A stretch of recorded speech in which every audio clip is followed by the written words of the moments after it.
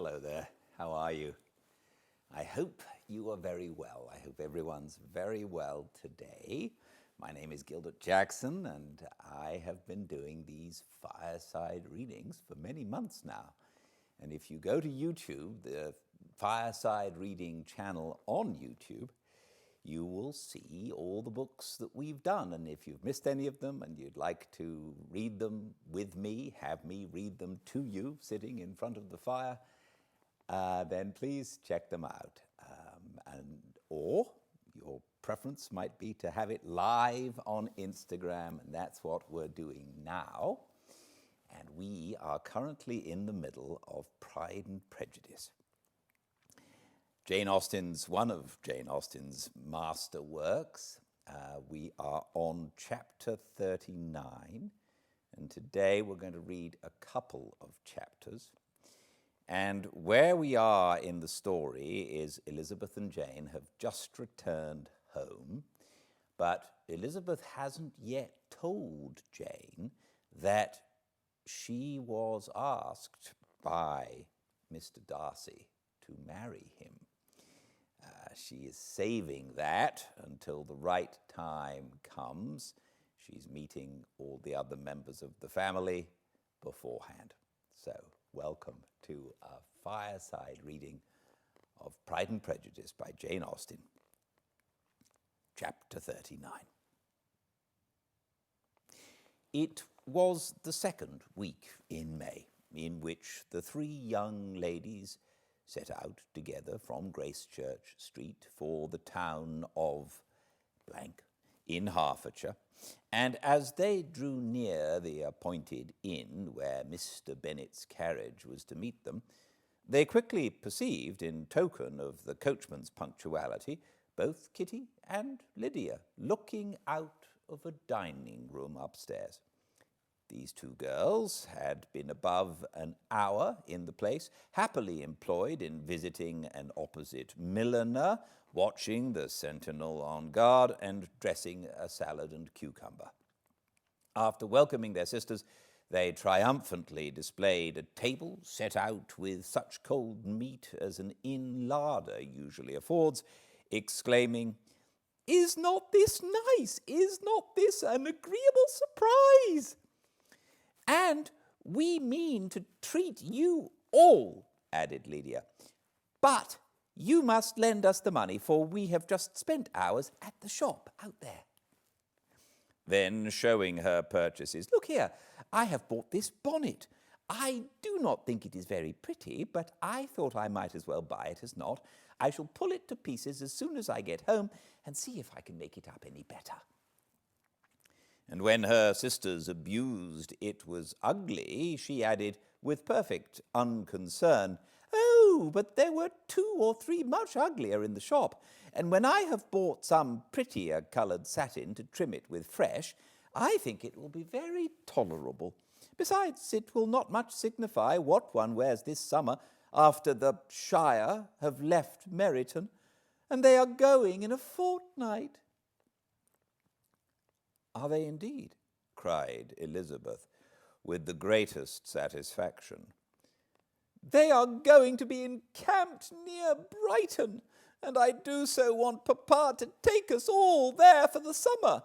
It would be such a delicious scheme, and I dare say would hardly cost anything at all. Mamma would like to go too, of all things. Only think what a miserable summer else we shall have." "Yes," thought Elizabeth, "that would be a delightful scheme indeed, and completely do for us at once. Good heaven, Brighton and a whole camp full of soldiers, to us who have been overset already by one poor regiment of militia, and the monthly bores of Meryton. Now, I have got some news for you," said Lydia, as they sat down at table. "What do you think? It is excellent news, capital news, and about a certain person we all like." Jane and Elizabeth looked at each other, and the waiter was told he need not stay. Lydia laughed and said, "Hi, that is just like your formality and discretion. You thought the waiter must not hear, as if he cared. I dare say he often hears worse things than I am going to say, but he is an ugly fellow. I am glad he is gone. I never saw such a long chin in my life. Well, but now for my news. It is about dear Wickham. Too good for the waiter, is it not? There is no danger of Wickham's marrying Mary King. There's for you. She is gone down to her uncle at Liverpool, gone to stay. Wickham is safe. And Mary King is safe, added Elizabeth, safe from a connection imprudent as to fortune. She is a great fool for going away if she liked him. But I hope there is no strong attachment on either side, said Jane. I am sure there is not on his. I will answer for it he never cared 3 straws about her. Who could about such a nasty little freckled thing? Elizabeth was shocked to think that, however incapable of such coarseness of expression herself, the coarseness of the sentiment was little other than her own breast had harboured and fancied liberal. As soon as all had ate and the elder ones paid, the carriage was ordered, and after some contrivance, the whole party, with all their boxes, work-bags, and parcels, and the unwelcome addition of Kitty's and Lydia's purchases, were seated in it. "How nicely we are all crammed in!" cried Lydia. "I am glad I bought my bonnet, if it is only for the fun of having another bandbox. Well, now let us be quite comfortable and snug and talk and laugh all the way home. And in the first place, let us hear what has happened to you all since you went away. Have you seen any pleasant men? Have you had any flirting? I was in great hopes that one of you would have got a husband before you came back. Jane will be quite an old maid soon, I declare. She is almost 23. Lord, how ashamed I should be of not being married before 23. My Aunt Phillips wants you so to get husbands, you can't think.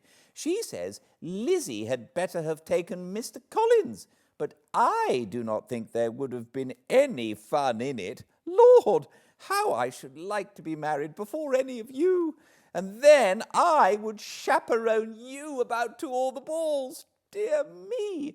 We had such a good piece of fun the other day at Colonel Forster's. Kitty and me were to spend the day there, and Mrs. Forster promised to have a little dance in the evening. By the by, Mrs. Forster and me are such friends. And so she asked the 2 Harringtons to come, but Harriet was ill. And so Pen was forced to come by herself, and then, what do you think we did? We dressed up Chamberlain in women's clothes on purpose to pass for a lady. Only think what fun! Not a soul knew of it but Colonel and Mrs. Forster and Kitty and me, except my aunt, for we were forced to borrow one of her gowns. And you cannot imagine how well he looked.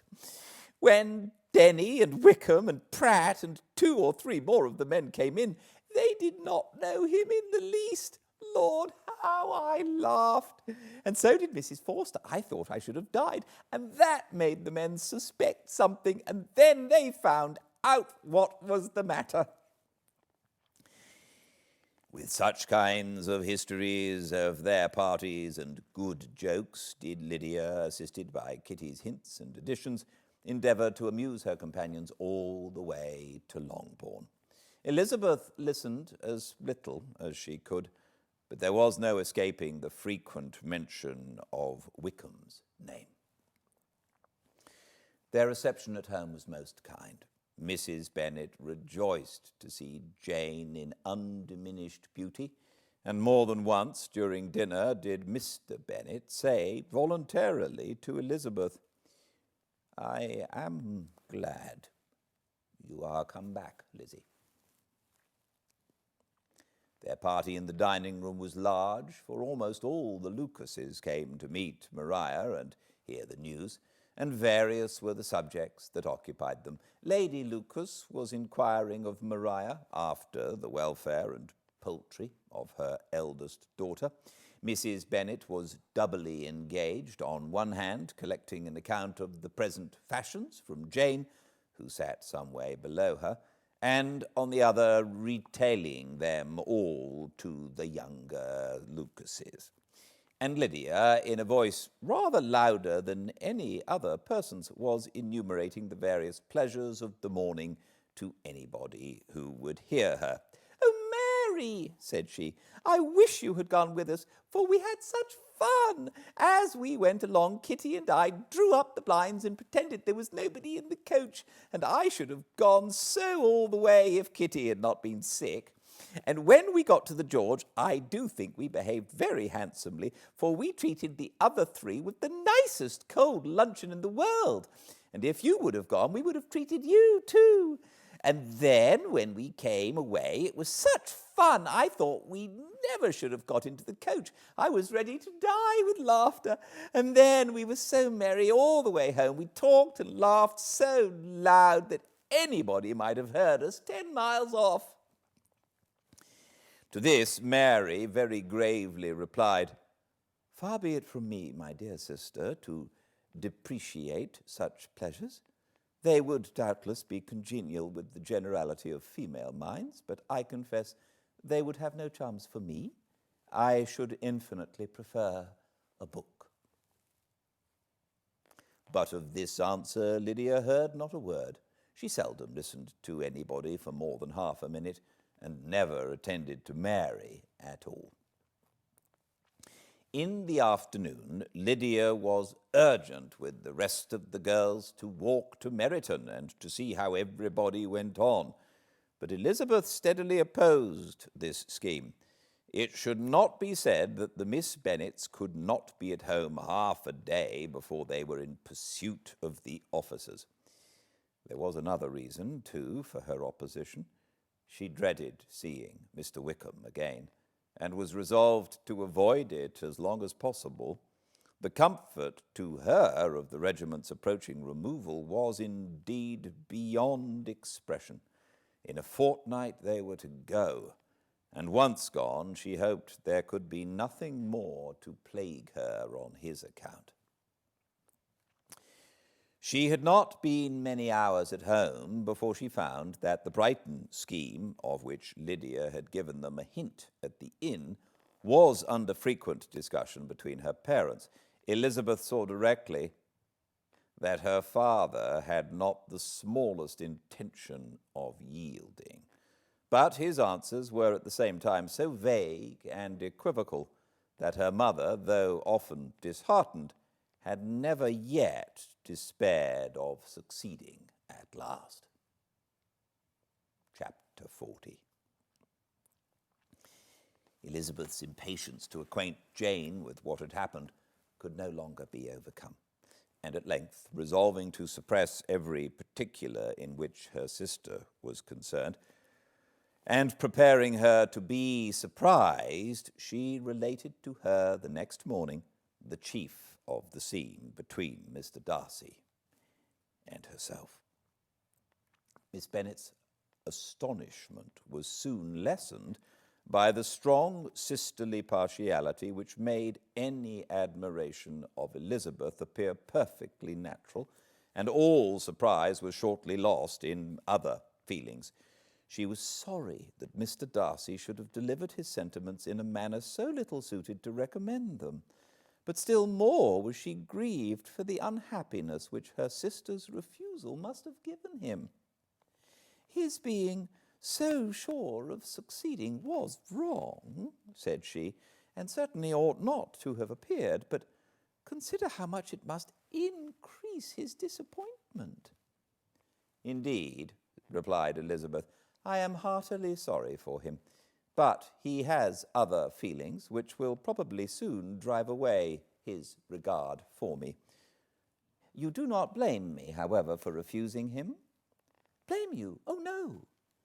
"But you blame me for having spoken so warmly of Wickham?" "No, I do not know that you were wrong in saying what you did." but you will know it when I tell you what happened the very next day." She then spoke of the letter, repeating the whole of its contents as far as they concerned George Wickham. What a stroke was this for poor Jane, who would willingly have gone through the world without believing that so much wickedness existed in the whole race of mankind as was here collected in one individual.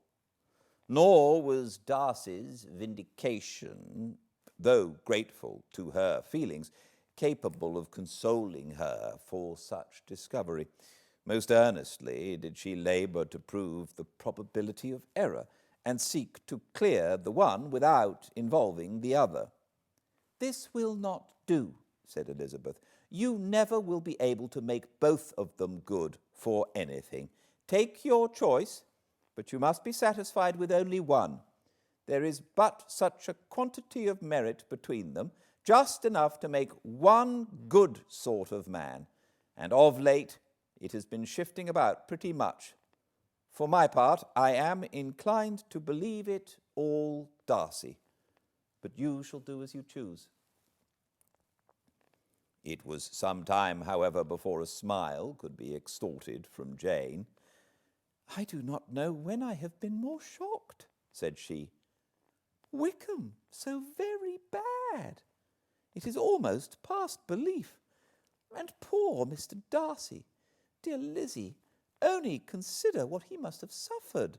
Such a disappointment, and with the knowledge of your ill opinion too, and having to relate such a thing of his sister. It is really too distressing. I am sure you must feel it so." "Oh, no. My regret and compassion are all done away by seeing you so full of both. I know you will do him such ample justice that I am growing every moment more unconcerned and indifferent.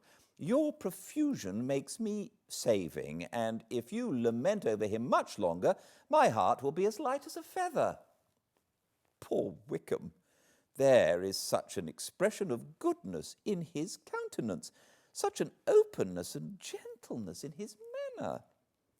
There certainly was some great mismanagement in the education of those two young men. One has got all the goodness, and the other all the appearance of it. I never thought Mr. Darcy so deficient in the appearance of it as you used to do. And yet I meant to be uncommonly clever in taking so decided a dislike to him, without any reason. It is such a spur to one's genius, such an opening for wit to have a dislike of that kind. One may be continually abusive without saying anything just, but one cannot always be laughing at a man without now and then stumbling on something witty. Lizzie, when you first read that letter, I am sure you could not treat the matter as you do now. Indeed, I could not. I was uncomfortable enough, I may say, unhappy, and with no one to speak to about what I felt, no Jane to comfort me and say that I had not been so very weak and vain and nonsensical as I knew I had. Oh, how I wanted you! How unfortunate that you should have used such very strong expressions in speaking of Wickham to Mr. Darcy, for now they do appear wholly undeserved. Certainly, but the misfortune of speaking with bitterness is a most natural consequence of the prejudices I had been encouraging. There is one point on which I want your advice. I want to be told whether I ought or ought not to make our acquaintances in general understand Wickham's character. Miss Bennet paused a little and then replied, "Surely there can be no occasion for exposing him so dreadfully. What is your opinion?" "That it ought not to be attempted. Mr. Darcy has not authorized me to make his communication public. On the contrary, every particular relative to his sister was meant to be kept as much as possible to myself. And if I endeavour to undeceive people as to the rest of his conduct, who will believe me? The general prejudice against Mr. Darcy is so violent that it would be the death of half the good people in Meryton to attempt to place him in an amiable light. I am not equal to it. Wickham will soon be gone, and therefore it will not signify to anyone here what he really is. Some time hence it will be all found out, and then we may laugh at their stupidity in not knowing it before. At present, I will say nothing about it. You are quite right. To have his errors made public might ruin him forever. He is now, perhaps, sorry for what he has done and anxious to re-establish a character. We must not make him desperate. The tumult of Elizabeth's mind was allayed by this conversation. She had got rid of 2 of the secrets which had weighed on her for a fortnight, and was certain of a willing listener in Jane whenever she might wish to talk again of either. But there was still something lurking behind, of which prudence forbade the disclosure. She dared not relate the other half of Mr. Darcy's letter, nor explain to her sister how sincerely she had been valued by her friend. Here was knowledge in which no one could partake, and she was sensible that nothing less than a perfect understanding between the parties could justify her in throwing off this last encumbrance of mystery. And then, she said, if that very improbable event should ever take place, I shall merely be able to tell what Bingley may tell in a much more agreeable manner himself. The liberty of communication cannot be mine till it has lost all its value. She was now, on being settled at home, at leisure to observe the real state of her sister's spirits. Jane was not happy. She still cherished a very tender affection for Bingley. Having never even fancied herself in love before, her regard had all the warmth of first attachment, and from her age and disposition, greater steadiness than most first attachments often boast. And so fervently did she value his remembrance and prefer him to every other man, that all her good sense and all her attention to the feelings of her friends were requisite to check the indulgence of those regrets which must have been injurious to her own health and their tranquillity. "Well, Lizzie," said Mrs. Bennet one day, "what is your opinion now of this sad business of Jane's? For my part, I am determined never to speak of it again to anybody. I told my sister Phillips so the other day, but I cannot find out that Jane saw anything of him in London. Well, he is a very undeserving young man, and I do not suppose there's the least chance in the world of her ever getting him now. There is no talk of his coming to Netherfield again in the summer, and I have inquired of everybody, too, who is likely to know."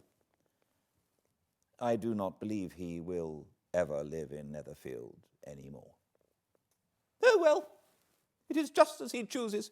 Nobody wants him to come, though I shall always say he used my daughter extremely ill. And if I was her, I would not have put up with it. Well, my comfort is, I am sure Jane will die of a broken heart, and then he will be sorry for what he has done."